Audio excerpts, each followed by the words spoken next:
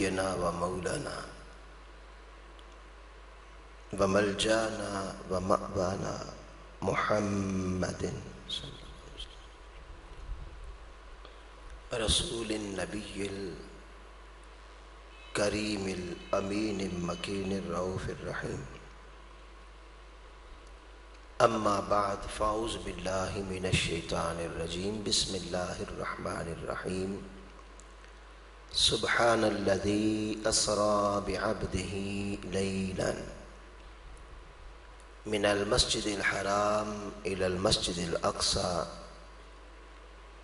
الذي باركنا حوله لنريه من آياتنا إنه هو السميع البصير. صدق الله مولانا العظيم.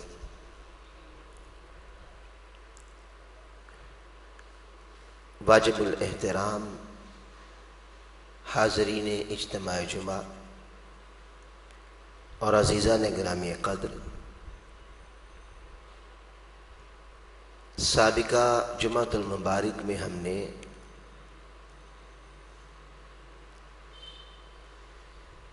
حضرت سیدنا علی رضی اللہ تعالیٰ عنہ کی عظمت اور آپ کی شان میں گفتگو کی تھی، اور اس سے پہلے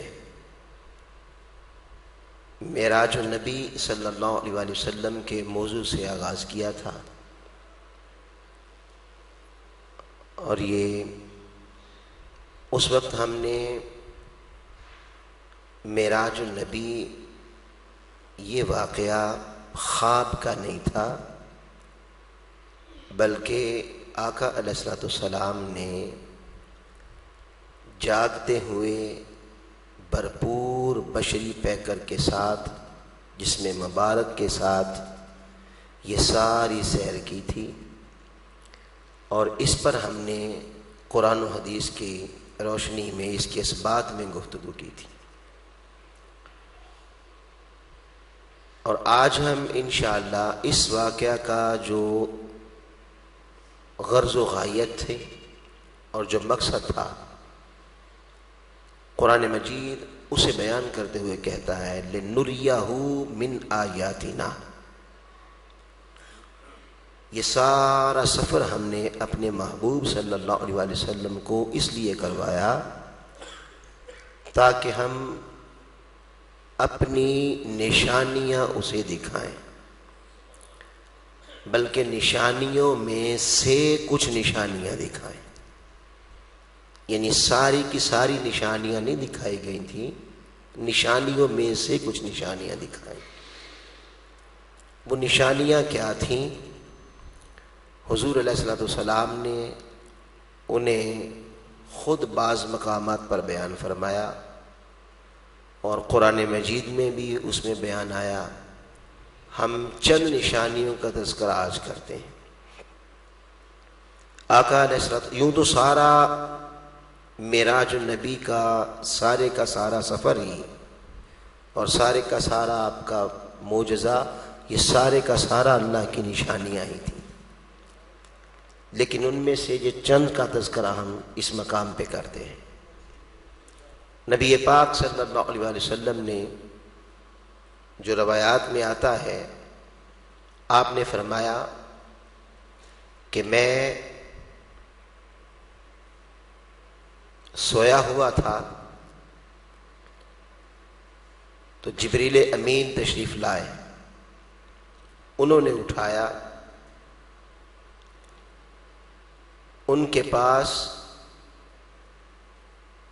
ایک پانی کی جو جنت سے بھیجا گیا تھا اس کی سراہی تھی، تشت میں پانی تھا.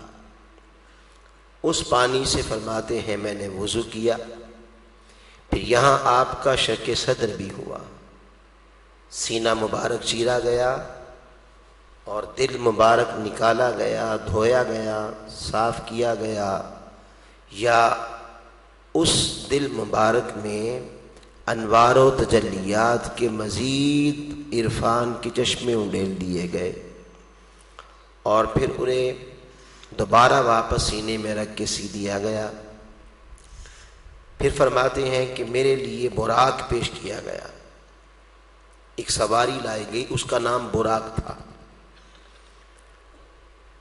اب براق کے متعلق یہ آتا ہے، صحابہ نے پوچھا یا رسول اللہ صلی اللہ علیہ وسلم اس سواری کی کیفیت کیا تھی؟ تو آپ نے فرمایا کہ وہ گدے سے کچھ بڑی تھی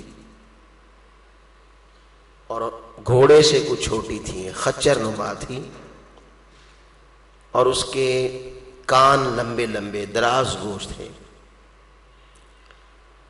اب یہاں بھی حدیث پاک میں ہے، اس کے علاوہ جب آقا علیہ الصلوۃ والسلام بیت المقدس پہنچے تو وہاں بھی یہ چیز حدیث پاک میں موجود ہے کہ جبریل امین نے پہلے وہ سواری باندھی، یہاں بھی باندھی اور وہاں بھی باندھی، اور یہاں باندھ کر حضور کو بیدار فرمایا، اور پھر کھول کر سارے معاملات کے بعد، شک صدر کے بعد، پھر وہ آپ کو پیش کی گئی سواری۔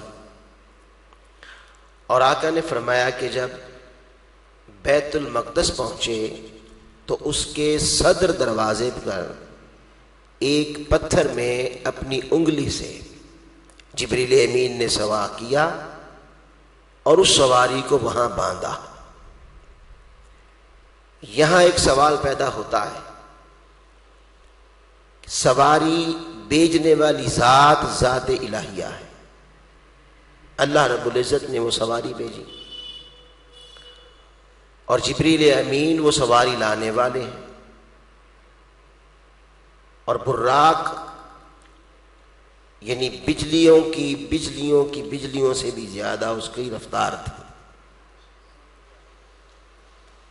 اب اسے جو باندھا گیا، ادھر بھی باندھا گیا ادھر بھی باندھا گیا، تو یہاں سوال پیدا ہوتا ہے کہ اسے باندھا کیوں گیا؟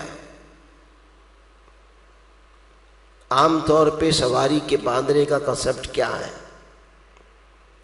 آپ کسی گھوڑے پر آتے ہیں جو خود چل سکتی ہے، زندہ جانور، گھوڑے پر آتے ہیں، اونٹ پر آتے ہیں، یا کسی اور چیز پہ آتے ہیں، اور آپ اسے باندھ دیتے ہیں۔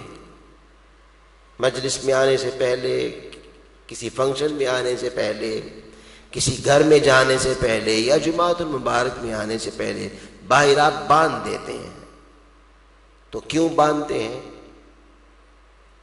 اس کنسپٹ کے سوا اور کیا تصور ہے کہ وہ کہیں بھاگ نہ جائے یا کہیں ادھر ادھر نہ ہو جائے؟ اس کے علاوہ سواری باندھنے کا کوئی تصور ہے؟ اب جبریل امین نے وہ سواری باندھی۔ یہ عجیب بات ہے کہ بیچنے والا رب ذوالجلال ہے، جو کائنات کا مالک ہے، وہ سواری باغتی تو کہاں جاتی؟ پھر سواری کا عالم یہ ہے کہ جب آقا اس پر سوار ہوئے تو حدیث میں ہے وہ ناچنے لگی خوشی سے، حتیٰ کہ جبریل امین نے کہا کہ اے سواری رک جا، آج تجھ پر وہ سوار ہوا ہے کہ نہ اس سے پہلے کوئی اس جیسا عظیم سوار نہ پہلے کبھی ہوا نہ اس کے بعد کبھی ہوگا۔ جو آقا کے تشریف فرما ہونے پر اور سوار ہونے پر ناچ رہی ہے، اسے باندھا کیوں جا رہا ہے؟ ادھر بھی باندھا جا رہا ہے ادھر بھی باندھا جا رہا ہے، اس کی کیا وجہ تھی؟ اس کی ایک خاص وجہ یہ ہے، بہت ساری وجوہات میں سے ایک وجہ تو یہ سمجھ میں آتی ہے کہ بعض لوگ اسی امت میں پیدا ہونے والے تھے، اور اسی امت میں وہ عقیدہ رکھنے والے تھے آنے والے دور میں، اور یہ کہنے والے تھے کہ دیکھیں جی جبریل امین حضور کا استاذ ہے، اور دلیل اس کی یہ لانے والے تھے کہ انہوں نے کہا اقرا پڑھیے، تو پڑھانے والا استاذ نہیں ہوتا۔ ایک سادہ سی بات ہے، جب جبریل امین پہلی وحی لے کر آئے تو کیا کہا؟ اقرا پڑھیے۔ تو جب انہوں نے پڑھایا اور حضور نے پڑھا تو ان کے پڑھانے سے وہ مصطفیٰ کا استاد ہو گئے۔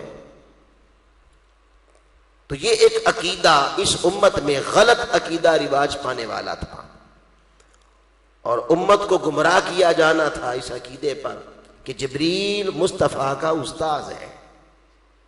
اللہ رب العزت نے آج معراج کی شب اس عقیدے کا بھی رد فرمانا تھا کہ خبردار جبریل کو کوئی استاذ نہ مانے۔ ہر رات جو محبوب جاگتا ہے اور قرآن تھپکیاں دے کر آ کر سلانے آتا ہے، یا ایھا المزمل قم اللیل الا قلیلا، حضور ساری رات کھڑے ہو کر پاؤں مبارک متورم کر لیتے اور ساری رات جاگتے تھے، اور قرآن آ کے سلاتا تھا کہ پیارے سو جایا کر۔ اور آج جب ملاقات کی رات تھی تو آج محبوب سو گیا، آج ملاقات کی رات اور آج سو گیا۔ جو ہر رات جاگتا ہے وہ آج کیوں سو گیا؟ اور پھر جب محبوب کے بلاوے کا انتظار ہو کہ آج ملاقات ہے، بلایا جانا ہے، تو سویا کرتے ہیں یا انتظار کرتے ہیں؟ انتظار کرتے ہیں، مگر آج محبوب سو گئے۔ اللہ پاک نے فرمایا میرے پیارے حبیب آپ سو جائیں، جبریل اٹھائے گا، جبریل جگائے گا، اور جبریل تو جا پہلے سواری لے جا ساتھ، پہلے سواری باندھ، پھر محبوب کو اٹھا، پھر سواری کھول اور پیش کر، اور پھر بیت المقدس میں بھی جا کر سواری باندھ۔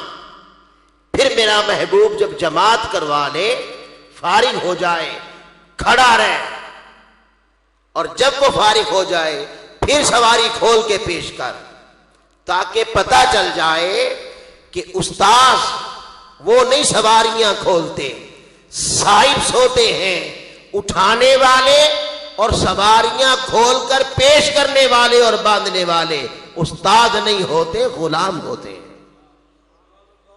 وہ نوکر ہوتے ہیں۔ جا جبریل آج سواری لے کے جا، سواری کے باندھنے کا کہاں تصور ہے؟ مگر یہاں پر یہ عقیدہ جو غلط رواج پانے والا تھا، اللہ پاک نے معراج کی شب اس عقیدے کا بھی بطلان ظاہر کر دیا کہ خبردار کوئی جبریل کو اور میرے محبوب کا استاذ نہ سمجھے، کیونکہ استاذ سواریاں کھولتے اور باندھتے نہیں ہیں، جو سواریاں پیش کرتے ہیں اور باندھتے ہیں اور کھولتے ہیں استاذ نہیں ہوتے، نوکر اور غلام ہوتے ہیں۔ تو یہ عقیدہ تھا۔ اللہ پاک نے فرمایا جبریل سواری کو باندھو۔ پھر آقا علیہ الصلوۃ والسلام نے اس سواری کی کیفیت بیان کی۔ پھر آپ سے پوچھا گیا، آپ نے بتایا کہ اس سواری کی رفتار کا یہ عالم تھا کہ جہاں نگاہ پڑتی اس کا پہلا قدم وہاں پڑتا تھا۔ یہ اس کی تیز رفتاری ہے۔ یہاں بھی آقا علیہ الصلوۃ والسلام کی شان اور عظمت اور آپ کی شان ناظریت، حاضر و ناظر مانتے ہیں کہ نہیں؟ ہم مانتے ہیں نا، اس پر بھی بعض لوگ جھگڑا کرتے ہیں۔ تو آپ کی شان ناظریت، مشاہدہ فرمانا، اور حضور کے مشاہدے کی قوت کیا تھی، اللہ رب العزت آج کی شب اس کا بھی اظہار فرما رہا ہے۔ آقا نے فرمایا اس سواری کی رفتار کا عالم یہ تھا کہ جہاں نگاہ پڑتی وہاں اس کا پہلا قدم پڑتا تھا۔ یہ اس کی تیز رفتاری ہے، اور اس کا نام تھا براق۔ نیوٹن ایک سائنسدان ہوا ہے، اس نے یہ نظریہ پیش کیا ہے کہ کوئی چیز زمین پر جب ہم چھوڑتے ہیں تو وہ زمین پہ کیوں گرتی ہے؟ یعنی آپ یہ کتاب پکڑ کر یا گلاس پکڑ کے ایسے چھوڑیں تو ایک سوال ہے کہ وہ اوپر کو کیوں نہیں جاتا، وہ دائیں کیوں نہیں جاتا، بائیں کیوں نہیں جاتا، آگے پیچھے کیوں نہیں جاتا، وہ زمین کی طرف نیچے کیوں جاتا ہے؟ اس پر نیوٹن کہتے ہیں وجہ یہ ہے کہ زمین میں ایک مقناطیسی قوت ہے، وہ چیزوں کو اپنی طرف کھینچتی ہے. یہی وجہ ہے کہ آپ کوئی بھی چیز چھوڑیں وہ نیچے گرتی اس لیے ہے کہ زمین کھینچ لیتی ہے. تو زمین میں کشش ثقل ہے، مقناطیسی قوت ہے. اب وہ کہتے ہیں کہ جس طرح مقناطیس ہوتا ہے وہ جتنا بڑا ہو اس کی رینج بھی اتنی ہوتی ہے، چھوٹا ہو تو چھوٹی رینج ہوتی ہے، بڑا ہو تو رینج بڑھتی چلی جاتی ہے اس کی طاقت کے مطابق. اسی طرح زمین کے کھینچنے کی مقناطیسی قوت طاقت کی بھی ایک رینج ہے.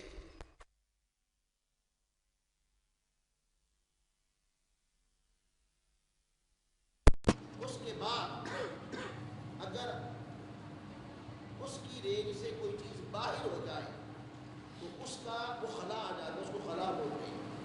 وہ کہتے ہیں کہ وہاں کوئی چیز اگر پہنچے تو اس کا وہ چیز گرے گی نہیں، بلکہ اس کا وزن جو ہے وہ صفر ہو جائے گا، زیرو ہو جائے گا، وزن نہیں رہے گا. وزن بنتا ہی زمین کے کھینچنے پر ہے. یعنی آپ کہتے ہیں یہ چیز 1 کلو ہے، 2 کلو ہے، 3 کلو ہے، اس کا معنی یہ ہے کہ زمین کے کھینچنے کی طاقت اس کو اس مقام پر اتنی ہے. اب یہاں وہ کہتے ہیں کہ یہ زمین کی کھینچنے کی طاقت بھی ایک حد تک ہے، خلا کی طرف جائے گی، آسمانوں کی طرف جائے گی. جہاں اس کی حد ختم ہو جائے اس سے آگے خلا ہو جائے گا. اب وہ کہتے ہیں اگر آپ زمین کی قوت سے نکلنا چاہتے ہیں کہ زمین آپ نہ کھینچے اور زمین کی قوت ثقل سے آپ باہر نکلنا چاہتے ہیں تو نیوٹن کہتے ہیں آپ کو فی گھنٹہ 40,000 کلومیٹر کی رفتار سے چلنا ہوگا. یعنی 40,000 کلومیٹر کی رفتار سے اگر آپ کوئی چیز، یا 40 سے 50 کے درمیان، فی گھنٹہ کی بات کر رہا ہوں، یہ بات توجہ طلب ہے، یہ سائنس بتا رہی ہے کہ فی گھنٹہ 40,000 کلومیٹر کی رفتار پر اگر کوئی سواری چلے، جیسے خلائی شٹل چلتے ہیں، یا آپ کوئی چیز اتنی تیز رفتار سے یوں پھینک دیں تو وہ زمین کی قوت ثقل سے نکل جاتی ہے. زمین پھر اسے کھینچ نہیں سکتی. اگر آپ نے پھینکا تو وہ گرد چکر لگاتی رہے گی، ایک بات. اور دوسرا اگر آپ نکلنا چاہتے ہیں زمین کی کشش ثقل سے تو آپ کو 40,000 کلومیٹر فی گھنٹے کی رفتار سے چلنا ہوگا. یہ نیوٹن سائنس کا قانون ہے، نظریہ ہے ان کا. یہی وجہ ہے یہ جو خلائی شٹل جاتے ہیں نا، جو چاند پہ گئے اور جو مشتری کی طرف جا رہے ہیں، یہ خلا باز، وہ اس رفتار سے چلتے ہیں. اب یہاں وہ کہتے ہیں کہ اگر آپ کی رفتار 40,000 کلومیٹر فی گھنٹہ سے کم ہوئی، مثلا آپ 30,000 کلومیٹر فی گھنٹہ پر چلیں، 20,000 کلومیٹر فی گھنٹہ پر چلیں، تو اس صورت میں کم رفتار میں جب آپ زمین سے باہر نکلنا چاہیں گے، اس کی کشش ثقل سے باہر نکلنا چاہیں گے تو زمین اپنی طرف کھینچے گی.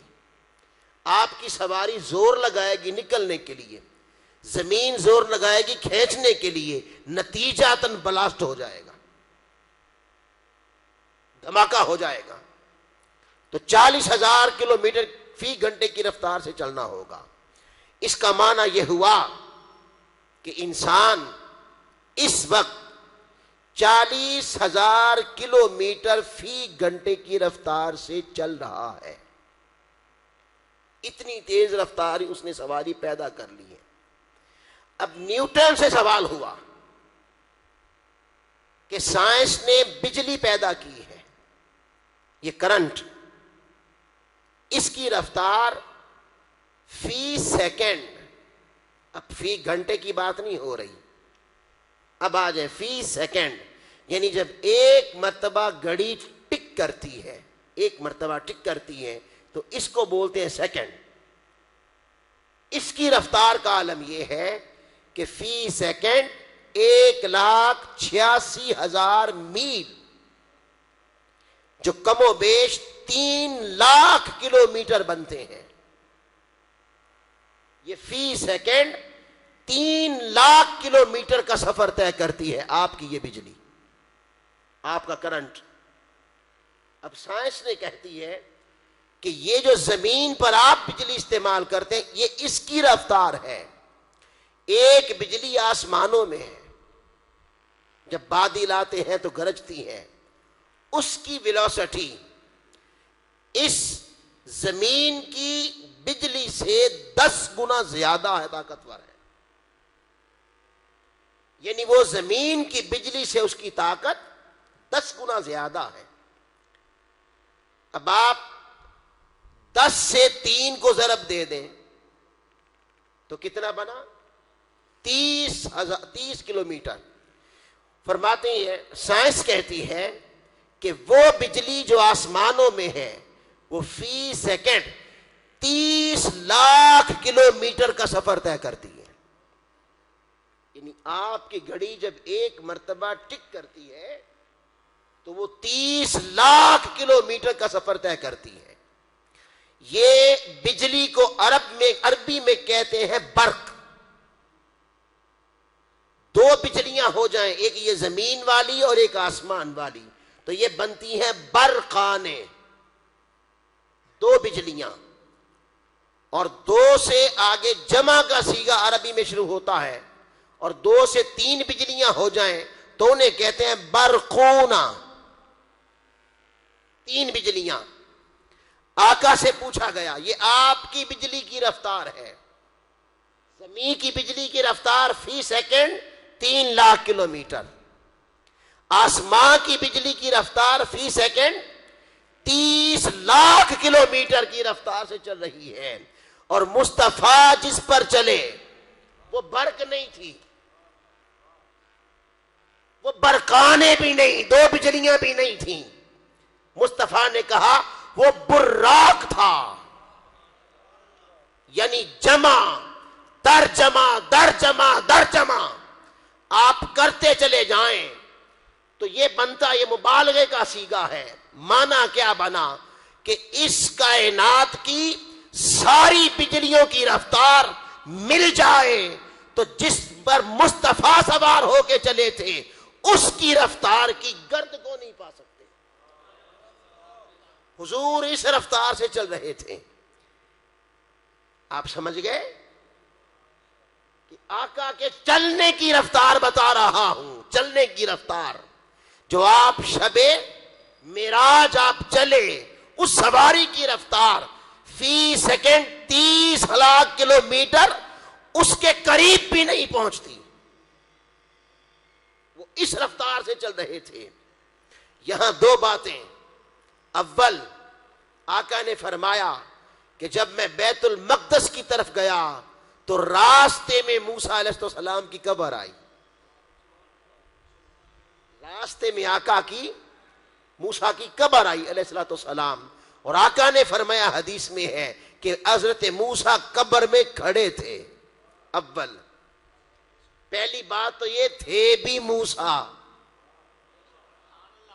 تھے بھی موسیٰ، کھڑے بھی تھے، اور کر کیا رہے تھے؟ فرمایا صلات پڑھ رہے تھے، صلات پڑھ رہے تھے۔ اب آ جائیں جو کہتے ہیں جی مجھ جیسے،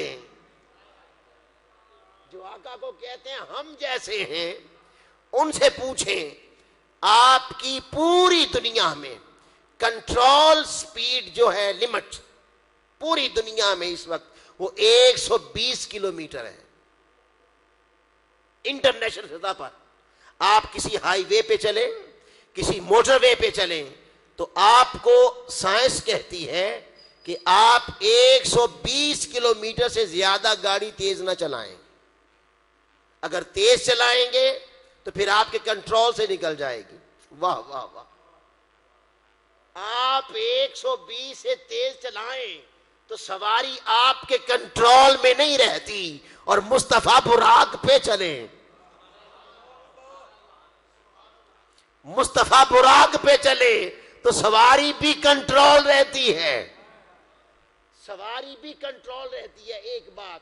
اور دوسری بات، آپ اپنی سپیڈ بڑھا دیں 200 کلومیٹر کر لیں فی گھنٹہ، 200 کلومیٹر کر لیں، اس رفتار سے چلیں اور نیچے گڑا آئے قبر کا، بے قبر کتنی ہوتی ہے؟ 7 فٹ 8 فٹ 9 فٹ 10 فٹ ہوگی، گڑا آئے اور آپ اس رفتار سے 200 300 کلومیٹر یوں گزریں، آپ بتا سکتے ہیں اندر کیا تھا؟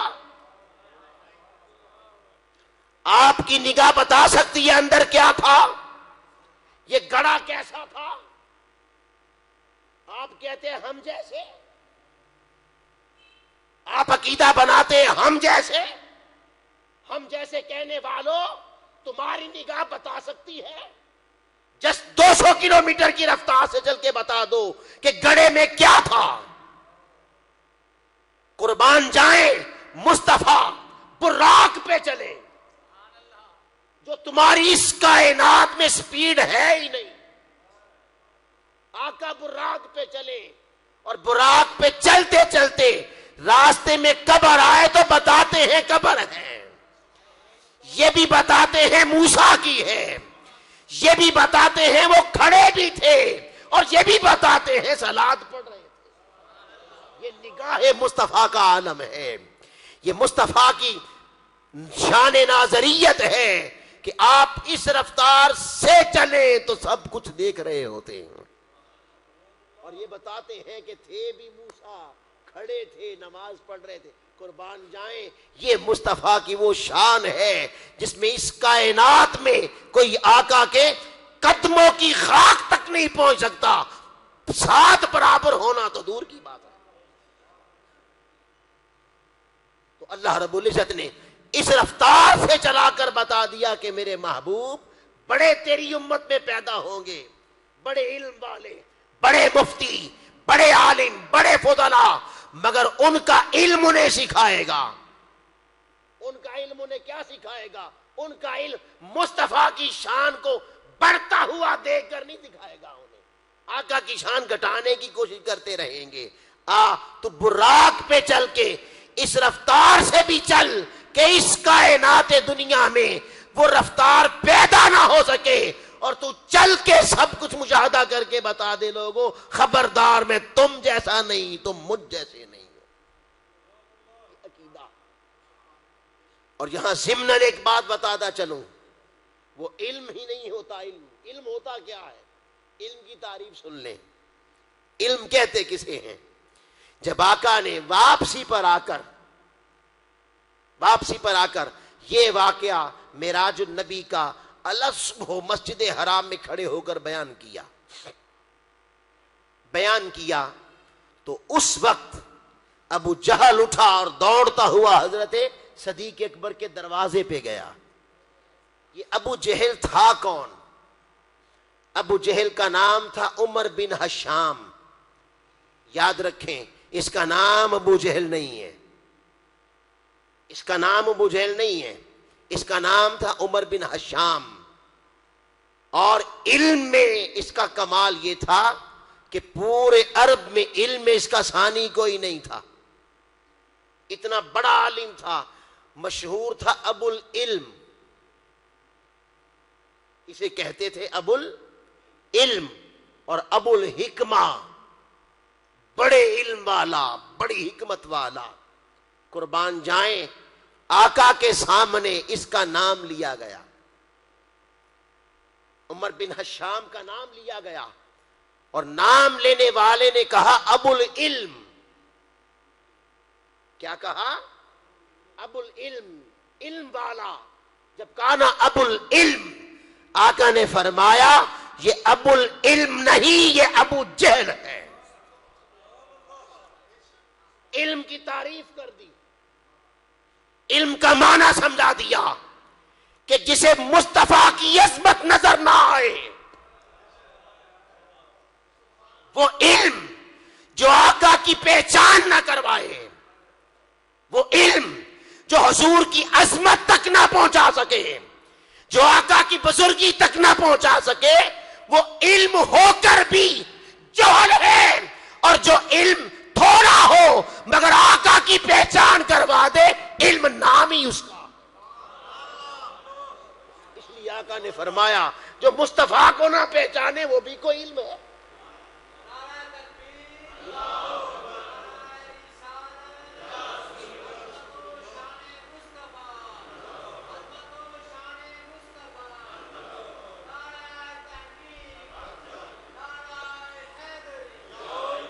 وہ مفتی ہوا کرے، مفتی ہوا کرے گا، اور وہ عالم اور وہ علم کی کتابیں پڑھنے والا جسے آقا کی شان ہی سمجھ میں نہ آئی، جسے مصطفیٰ کی تعظیم کا پتہ نہ چلا، آقا کی رفعت کا پتہ نہ چلا، حضور کی بزرگیاں نہ سمجھ میں آئی، اور علم پڑھ کے کہتا پھرتا ہے وہ جانتے نہیں تھے، علم پڑھ کے کہتا پھرتا ہے وہ بشر تھے، علم پڑھ کے کہتا پھرتا ہے وہ میرے جیسے تھے، تو پتا چلا اس کا علم نہیں جہالت ہے۔ علم کہتے ہی اسے ہیں جو مصطفیٰ کی پہچان عطا کر دے، علم کہتے ہی اسے ہیں جو عرفان عطا کر دے حضور کا، اور جو پہچان عطا کر دے حضور کی۔ اس لیے آقا نے فرمایا اسے ابو العلم کہتے ہو جسے اتنا بھی نہیں پتا محمد ہے کون۔ اس کا علم کیا علم ہوا، اور اس کی حکمت کیا حکمت ہوئی، اور اس کی ڈگریاں کیا ڈگریاں ہوئیں، جسے اتنا ہی پتا نہیں چلا محمد مصطفیٰ کی شان کیا ہے، آقا کی عظمت کیا ہے۔ آقا نے فرمایا خبردار، یہ ابو العلم نہیں ہے، یہ ابو جہل ہے۔ تو سن لے، قیامت تک ہر پیدا ہونے والا عالم، قیامت تک ہر پیدا ہونے والا مفتی، ہر پیدا ہونے والا کتابوں کا کیڑا اگر آقا کی ذات کو نہیں پہچان سکا تو مصطفیٰ کی زبان میں وہ صاحب علم نہیں، صاحب جہل ہے، وہ جہالت والا ہے، اس نے علم کی عین کو پڑھا ہی نہیں ہے۔ خدا کی قسم، علم کا ایک ابتدا بھی مصطفیٰ کے قدموں میں ہے، انتہا بھی مصطفیٰ کے قدموں سے۔ علم کی تعریف فرما دی۔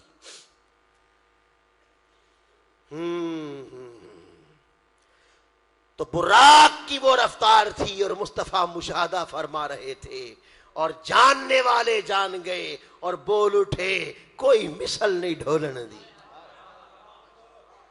جو جان گئے وہ بول اٹھے کوئی مثل نہیں ڈھولن دی، اور جو نہ جان سکے وہ گردے راہ الجھے ہوئے ہیں، وہ عقل پر پرکھتے پھرتے ہیں، وہ اپنے جیسا کہتے پھرتے ہیں، اور جو جان جاتے ہیں وہ کہتے ہیں چپ کر میرے علی تھا جا نہیں بولا۔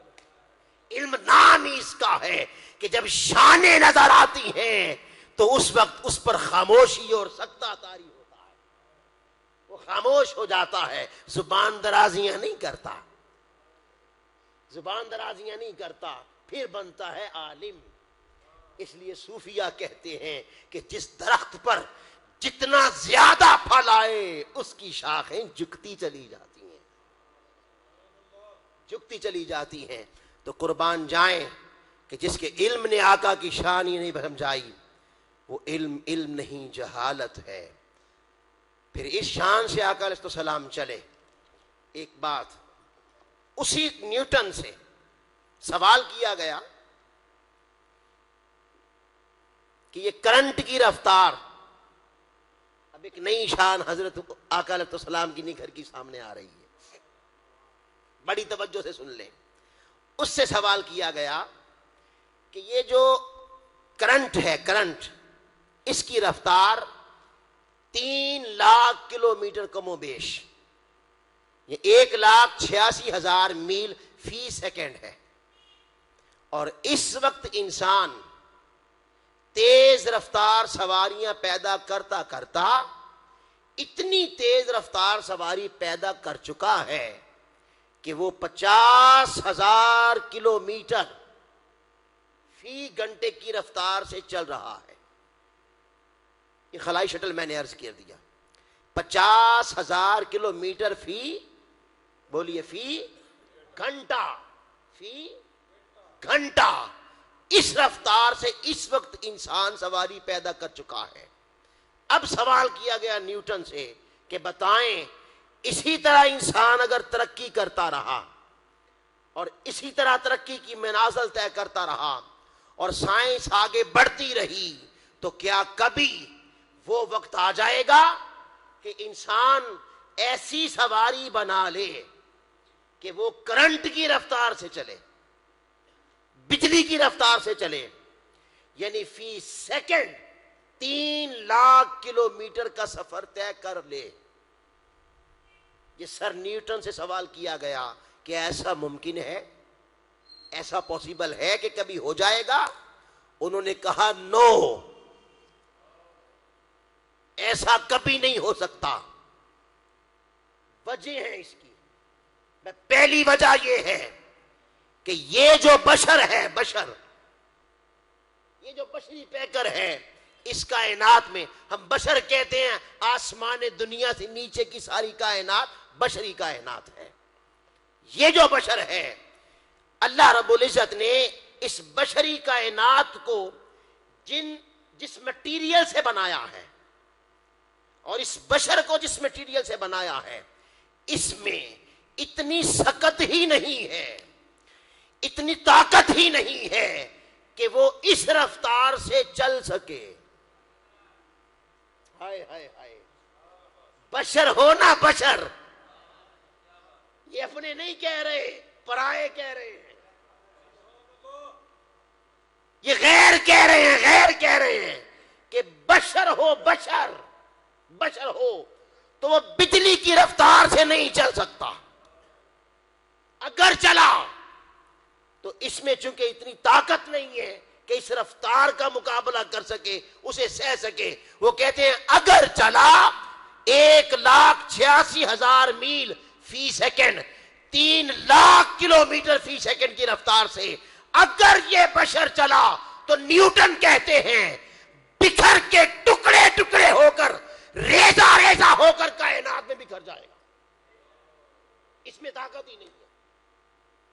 پہلی بات، وہ کہتے ہیں اس میں طاقت ہی نہیں ہے۔ اسے کہا گیا کہ تم کہتے ہو بشر اس رفتار سے چل نہیں سکتا، یہ جو مسلمان نہیں ہے، مسلمان، ان کا نبی محمد مصطفیٰ، آپ بجلی کی رفتار پہ بیان کرتے ہیں، وہ براق پہ چلا، وہ بھی بشر تھا۔ اسے کہا گیا وہ براق پہ چلا، وہ چیخ کے بولا اگر براق پہ چلا تو بشر نہیں تھا۔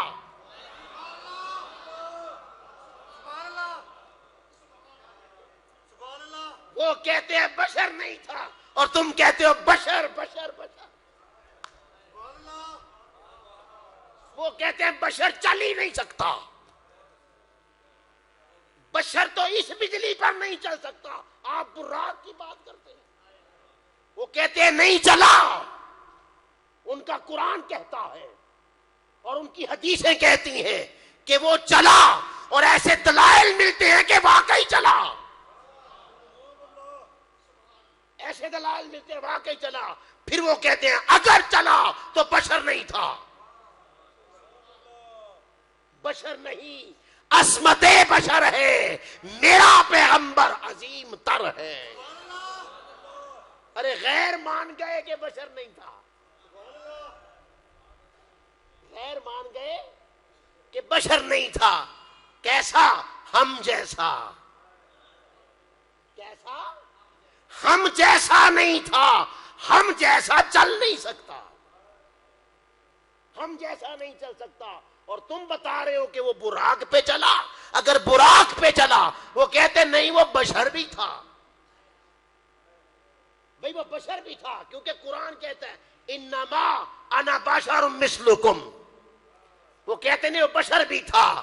پھر وہ کہتے ہیں ہاں اگر بشر بھی تھا تو پھر ہم جیسا نہیں تھا،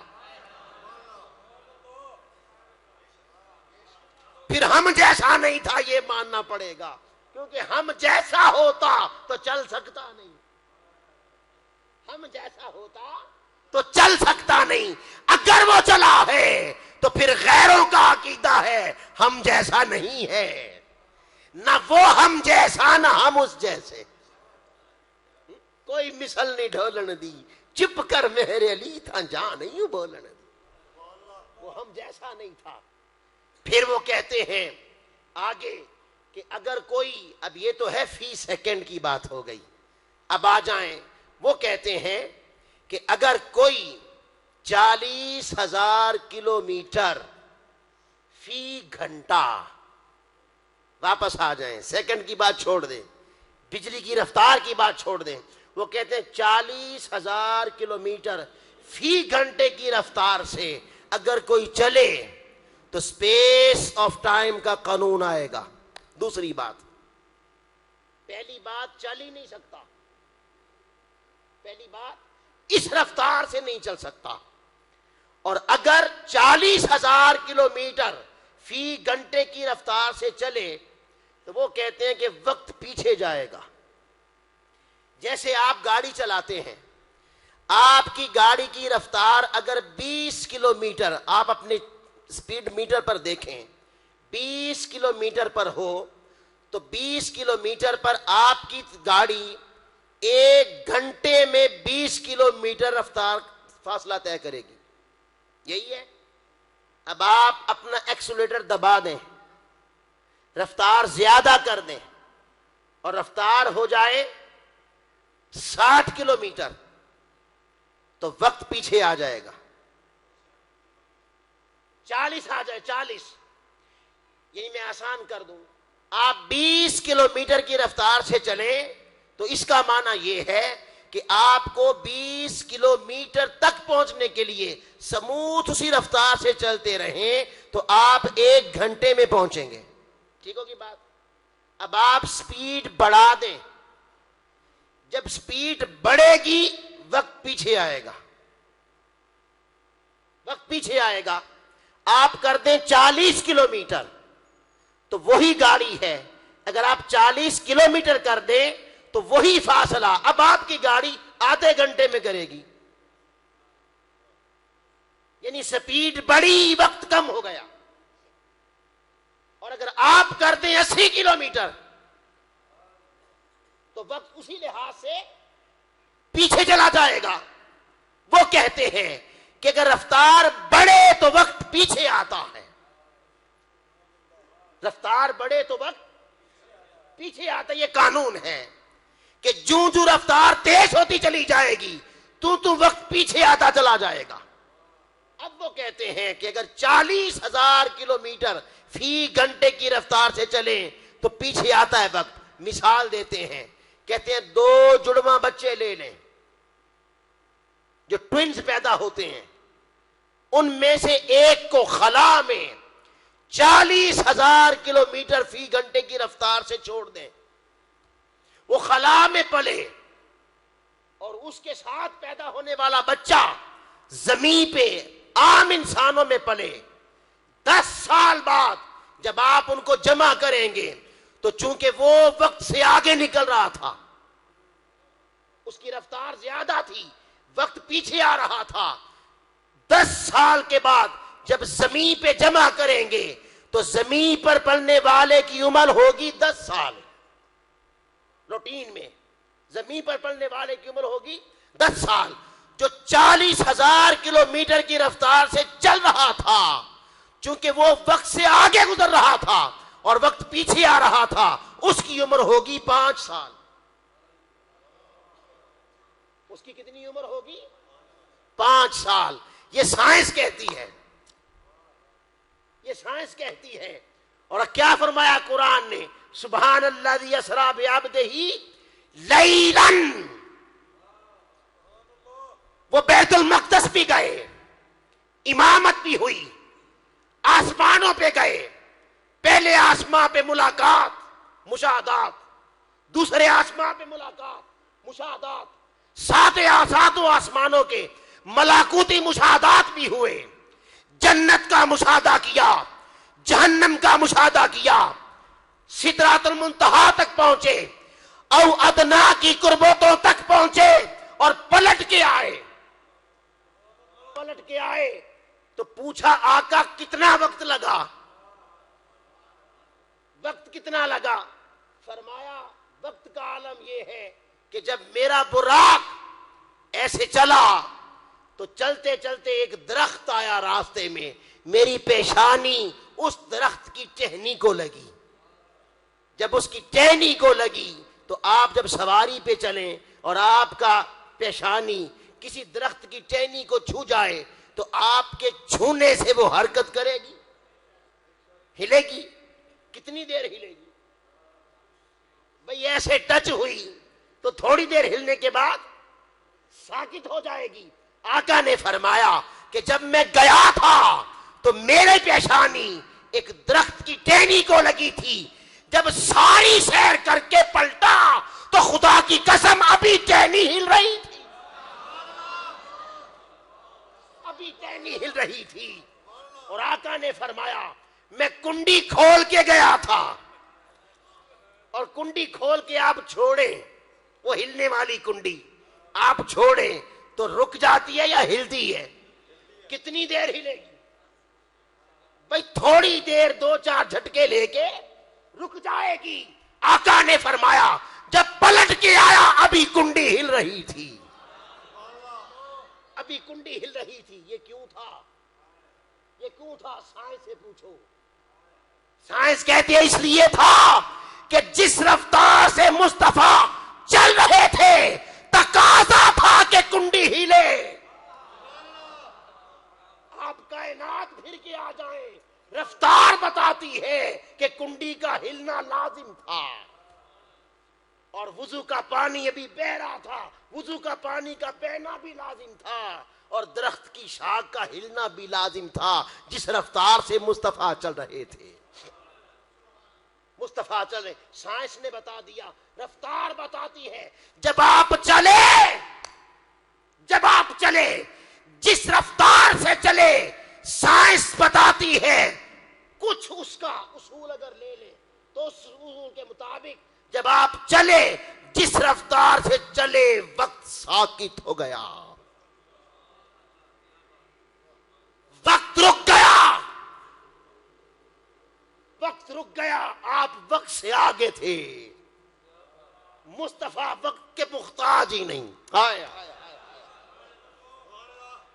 ساری کائنات وقت کی محتاج ہے، مصطفیٰ وقت کے محتاج نہیں ہے. مصطفیٰ چلے تو وقت رک جاتا ہے، مصطفیٰ چلے تو وقت رکتا ہے، مصطفیٰ رکے تو وقت چلتا ہے. آئیے اس حقیقت پر حضرت احمد رضا خان بریلوی وہ مصطفیٰ کی شان بیان کرتے ہیں. وہ کہتے ہیں وہ نہ تھے تو کچھ نہ تھا، وہ نہ ہو تو کچھ نہ ہو. ارے جان ہے وہ جہان کی، جان ہے تو جہان ہے. تو اس عقیدے کا بطلان کر دیا جو کہتے ہیں ہوتے تو نظر آتے. بھئی اگر آقا ہیں تو نظر کیوں نہیں آتے؟ یہ بات کرتے ہیں نا عقل پر پرکھنے والے. یاد رکھیں عقل کو فرصت نہیں تنقید سے، عشق پر عمل کی بنیاد رکھ. عقل پہ رکھے گا تو الجھا رہے گا، عشق پہ رکھ، عشق خاموش رہتا ہے. عقل تنقید کرتی ہے. مصطفیٰ نے کہا، آقا نے کہا کہ میں پلٹ کے آیا تو عقل اٹھی اور دوڑ کر عشق کے دروازے پہ گئی. ابو جہل عقل کا بندہ تھا، ابو جہل عقل کا بندہ تھا، دوڑ کے آئی عشق کے دروازے پر، اور دروازہ کھٹکھٹاتی ہے عشق کا. عشق کا دروازہ کھٹکھٹاتی ہے. عاشق آتا ہے، عقل کہتی ہے اچھا ایک بات تو بتا صدیق اکبر. پوچھو. اب وہ عقلی دلیل لا کے کہتا ہے بتاؤ اگر کوئی یہ کہے کہ میں رات کے چھوٹے کے حصے میں بیت المقدس گیا، آسمانوں پہ گیا، جنت دیکھی، دوزخ دیکھی، سدرۃ المنتہا او ادنا کی قربتوں میں بیٹھ کر واپس آ گیا، اور رات کے تھوڑے سے حصے میں کوئی یہ کہے، دعویٰ کرے، ہو سکتا ہے؟ قربان جائیں عقل کا شاطر پن یہ ہے کہ بات عقل سے کوئی کی کر کے رد عشق کو کرنا چاہتا ہے، رد محبت کو کرنا چاہتا ہے۔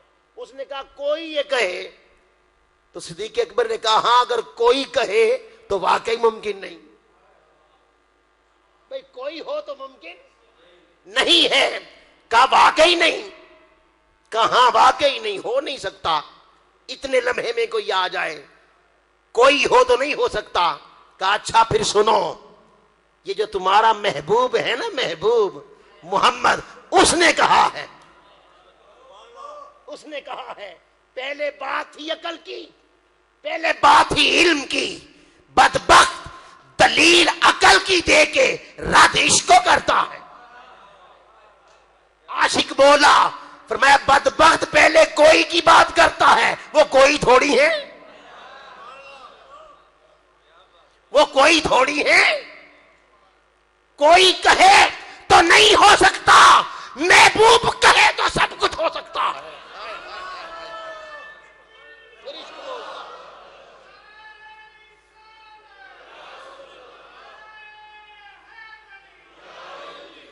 نادان تو دلیل عقل کی دے کے رادش کرنے آ گیا ہے۔ عاشق کا مذہب لے لے، محبت کا مذہب لے لے، محبت کا عقیدہ لے لے، کوئی تو نہیں کر سکتا۔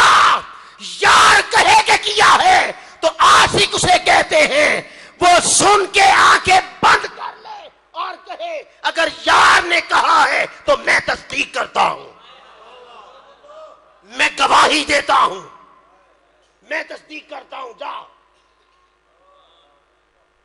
اس لیے فرمایا عشق پر عمل کی بنیاد رکھ، قربان جائیں جب عشق نے تصدیق کی لقب ملا صدیق اکبر ہو گئے۔ جو عقل کے پیچھے لگے ابو جہل ہو گئے، جو عشق کے پیچھے لگے صدیق اکبر ہو گئے۔ جو عشق کے پیچھے لگا وہ صدیق اکبر ہو گیا، اور جو عقل والوں کے پیچھے لگا وہ ابو جہل ہو گیا۔ اس لیے اقبال نے کہا عقل کو فرصت نہیں تنقید سے، آئے آئے، عقل کو فرصت نہیں تنقید سے، آ عشق پر عمل کی بنیاد رکھ، اور بے خطر کود پڑا آتش نمرود میں عشق، ہائے ہائے ہائے، بے خطر کود پڑا۔ عقل والوں کے نصیبوں میں کہاں ذوق جنوں، ارے عشق والے ہیں کہ ہر چیز لٹا دیتے ہیں۔ عقل کو فرصت نہیں تنقید سے، عشق پر عمل کی بنیاد رکھ، تو عقل الجھی رہتی ہے، الجھاؤ رہتا ہے، اور عقل سب سے بڑھ کر چونکہ تنقید کی عادت ہوتی ہے، اسے خبر نہیں کہ ہر جگہ تنقید نہیں ہوتی، ہر جگہ فتوے نہیں چلتے، ہر جگہ علم نہیں چلتا۔ ارے ایک جگہ ایسی ہے جہاں خود علم عاجز ہے، جہاں خود عقل عاجز ہے، قربان جائیں اس کی رفتار پر بھی عقل عاجز، اس کی اٹھان پر بھی عقل عاجز، اور اس کے مقام پر بھی عقل عاجز، تو آپ کہاں کہاں بات کریں گے؟ آج کی گفتگو میں آقا علیہ السلام کے سفر معراج میں حضور علیہ السلام کی مختلف شانیں اور مختلف عظمتیں، اور بالخصوص عقیدہ اہل سنت، اللہ رب العزت نے عقیدہ اہل سنت پختہ کر دیا سفر معراج کے ساتھ۔ اب میرا دل چاہتا ہے انشاءاللہ یہی اگلا جمعۃ المبارک بھی اسی موضوع کو لے کر آگر چلیں گے۔ وما علینا الا البلاغ۔